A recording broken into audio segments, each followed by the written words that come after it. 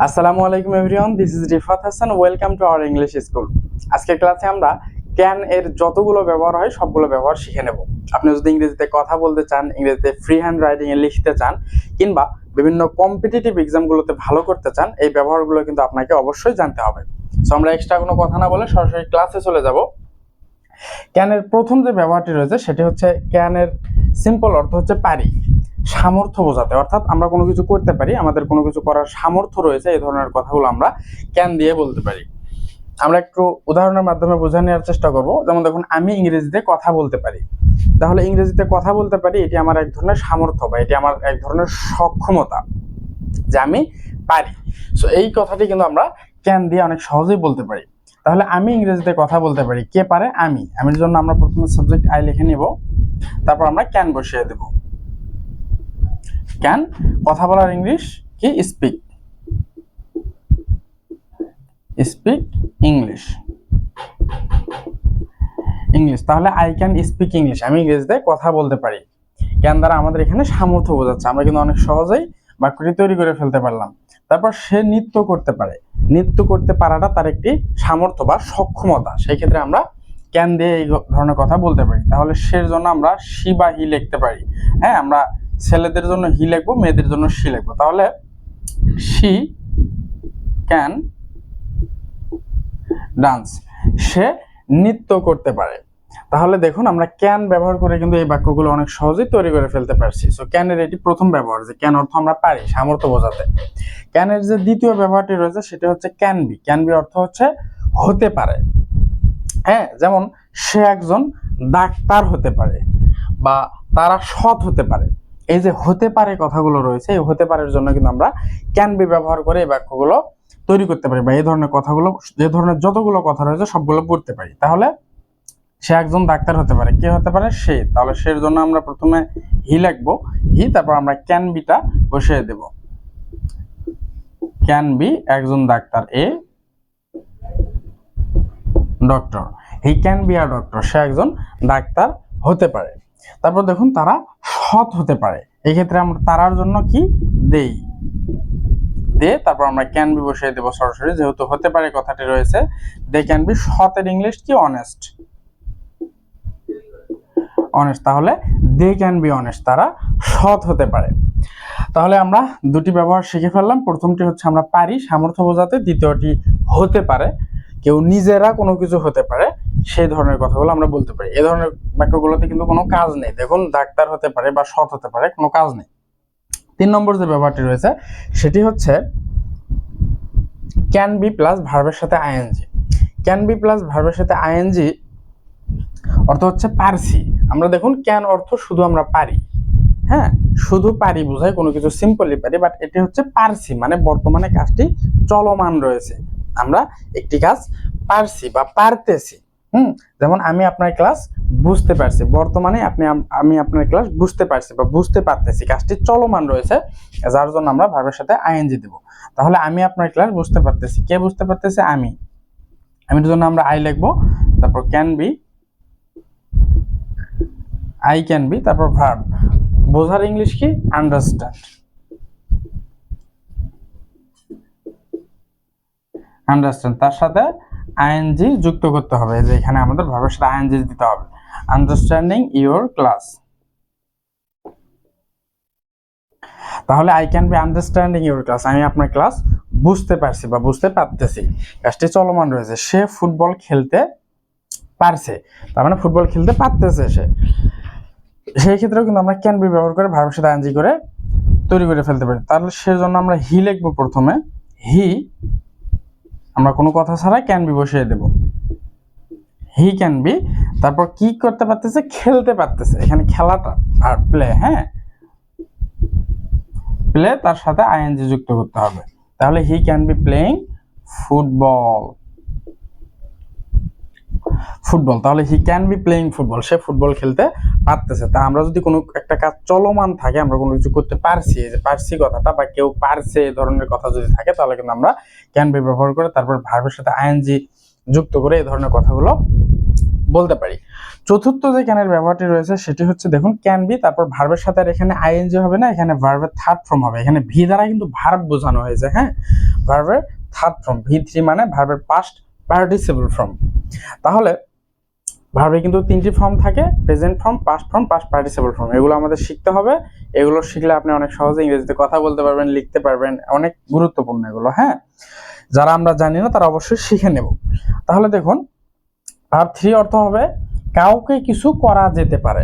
বুঝতে একটু কষ্ট হতে পারে, আমরা বাক্যের মাধ্যমে বুঝবো। যেমন দেখুন তোমাকে বলা যেতে পারে, এখানে দেখুন আমি আপনার ক্লাস বুঝতে পারছি, মানে সাবজেক্ট নিজেই কাজটি করতে পারছে। তারপর সে ফুটবল খেলতে পারছে, সে এখানে সাবজেক্ট সেই খেলতে পারছে। বাট ক্যান বির পর যখন ভার্ব 3 আসবে তার মানে সাবজেক্টকেই কিছু করা যেতে পারে। যেমন দেখুন তোমাকে বলা যেতে পারে, এখানে মানে তুমি কিন্তু বলছো না, তোমাকেই বলা যেতে পারে। তাকে সাহায্য করা যেতে পারে, সে সাহায্য করছে না কাউকে, তাকেই বরং সাহায্য করা যেতে পারে। সো ভার্ব 3 অর্থ এভাবে আসবে।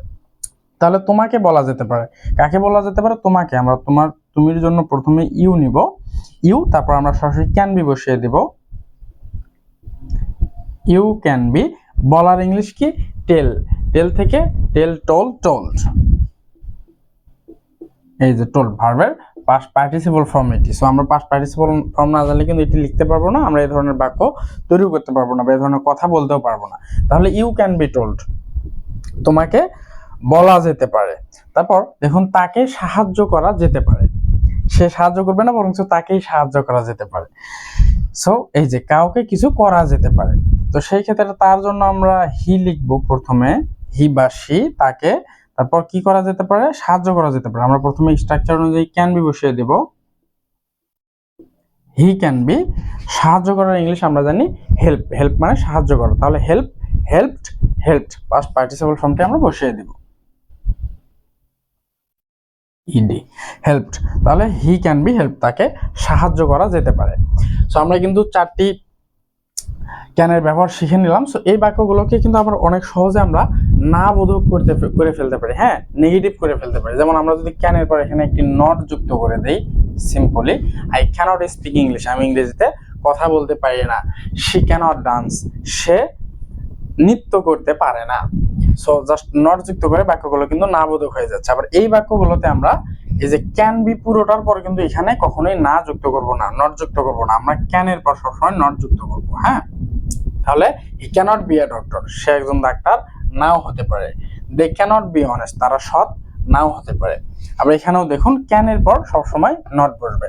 I cannot be understanding your class, আমি আপনার ক্লাস বুঝতে পারছি না। He cannot be playing football, সে ফুটবল খেলতে পারছে না। সো ক্যানের পর আমরা নট যুক্ত করবো যদি না বোধক করতে চাই। আবার যদি এগুলোকে আমরা প্রশ্নবোধক করতে চাই, শুধু ক্যানটিকে আমরা সাবজেক্টের সামনে নিয়ে আসবো, তাহলে কিন্তু প্রশ্নও হয়ে যাবে।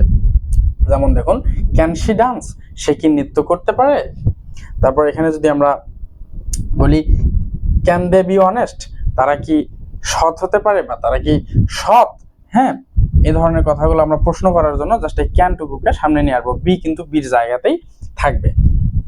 আর এই ক্যান সম্পর্কে আরো কিছু গুরুত্বপূর্ণ তথ্য আমরা এখন জেনে নেব। এই ক্যান একটি মোডাল ভার্ব, হ্যাঁ। Can, could, may, might, shall, should, will, would, এগুলো হচ্ছে মোডাল ভার্ব। সো আজকে আমরা ক্যানের সবগুলো ব্যবহার শিখছি। আমরা পরবর্তী ক্লাসগুলোতে could, may, might, shall, should, will, would সবগুলোর ব্যবহার আমরা পর্যায়ক্রমে শিখে নেব। সো এই যে মডাল ভার্ব, এগুলোকে অক্সিলারি ভার্বও বলা হয়। অক্সিলারি ভার্বের অর্থ হচ্ছে সাহায্যকারী ভার্ব। যেমন দেখুন এই ক্যান, এই যে স্পিক কিন্তু মেইন ভার্ব, হ্যাঁ, ডান্স মেইন ভার্ব। এই মেইন ভার্বের আগে বসে দেখুন মেইন ভার্বকে সাহায্য করছে, যার জন্য এদেরকে সাহায্যকারী ভার্বও বলা হয়। সো কিছু গুরুত্বপূর্ণ তথ্য এগুলো আপনারা অবশ্যই মনে রাখবেন। এই যে মডাল ভার্বগুলো রয়েছে, হ্যাঁ, এই মডাল ভার্বগুলো রয়েছে, মডালের সাথে কখনোই এস, তারপর আপনার ইএস, এগুলো কখনোই যুক্ত হবে না। যেমন আমরা যেমন দেখুন আই রিড বলি, হি বললে বলি রিডস, হ্যাঁ, থার্ড পারসন সিঙ্গুলার নাম্বারের জন্য এস যুক্ত হয় বা ইএস যুক্ত হয়। কিন্তু এই যে মডাল ভার্বগুলো রয়েছে can, could, may, might, shall, should, will, would, এগুলোর সাথে কখনো এস, ইএস এগুলো যুক্ত হয় না। এটা হচ্ছে প্রথম কথা।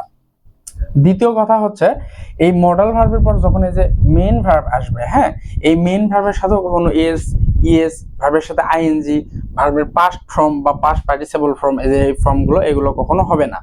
এই মডেল ভার্বের পর যখনই মেইন ভার্ব আসবে, মেইন ভার্বের বেস্ট ফর্ম বসবে, কখনোই এস যুক্ত হবে না, ইএস যুক্ত হবে না, আইএনজি যুক্ত হবে না, পাস্ট ফর্ম বা পাস্ট পার্টিসিপল হবে না। তাহলে আমরা মনে রাখবো মডেল প্লাস ভার্বের অন হবে সবসময়। হ্যাঁ, তাহলে এখন প্রশ্ন আসতে পারে ভাইয়া মডেল প্লাস ভার্ব অন হবে, তাহলে আপনি এখানে আইএনজি যুক্ত করলেন, আবার এখানে এই যে পাস্ট পার্টিসিপল ফর্ম দিলেন, এগুলো কিভাবে হলো?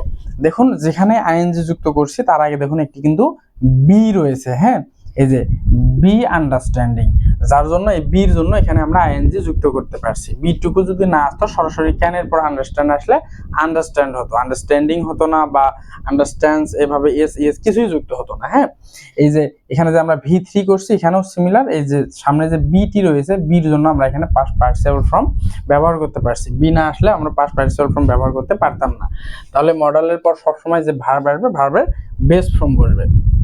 ওকে, এই ছিল মূলত কিছু কথা মনে রাখার জন্য। এখন আমরা ক্যানের যে পরবর্তী ব্যবহারগুলো রয়েছে সেগুলো শিখে নেব।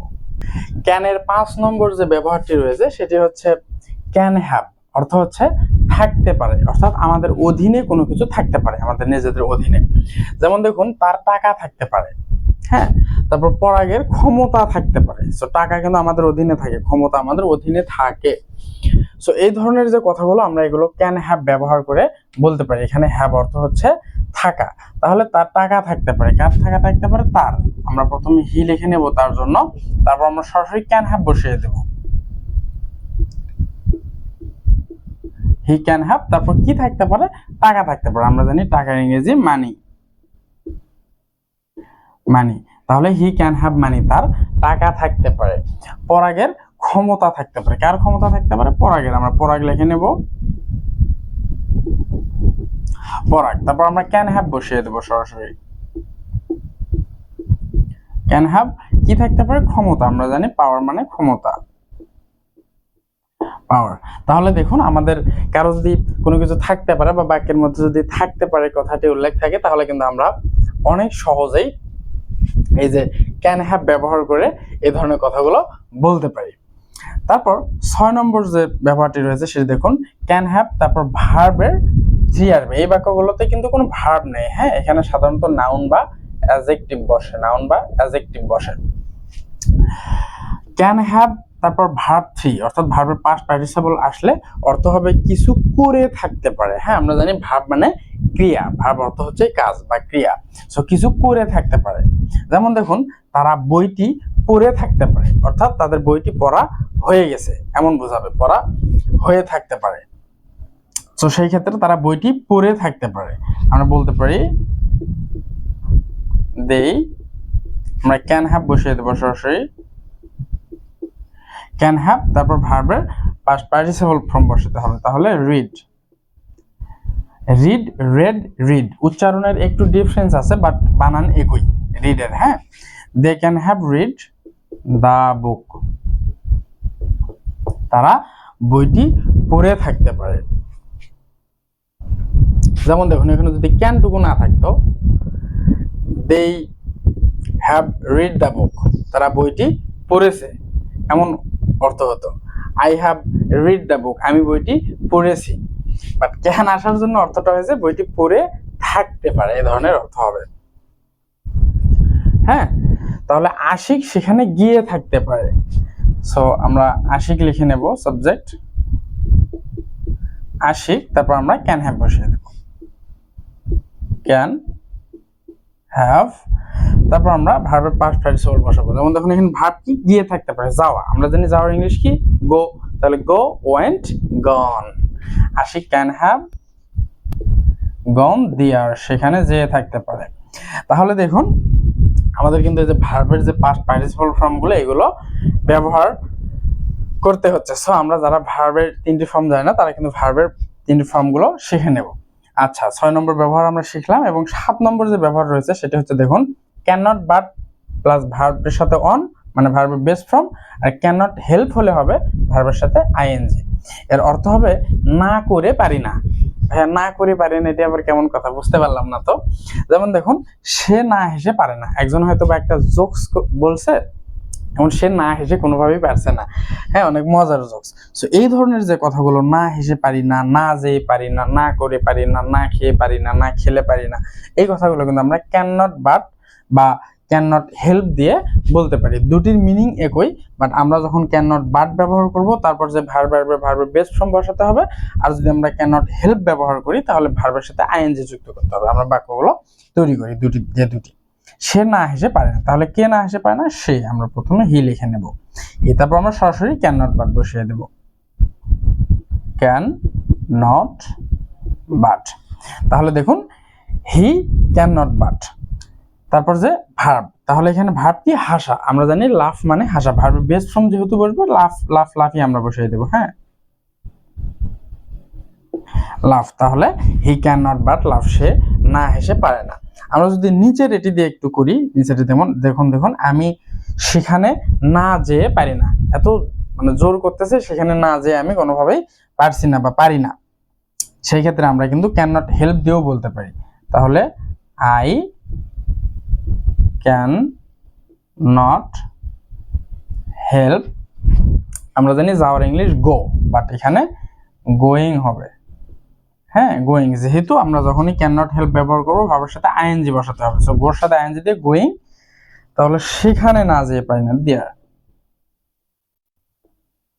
I can not help going there, আমি সেখানে না যেয়ে পারি না।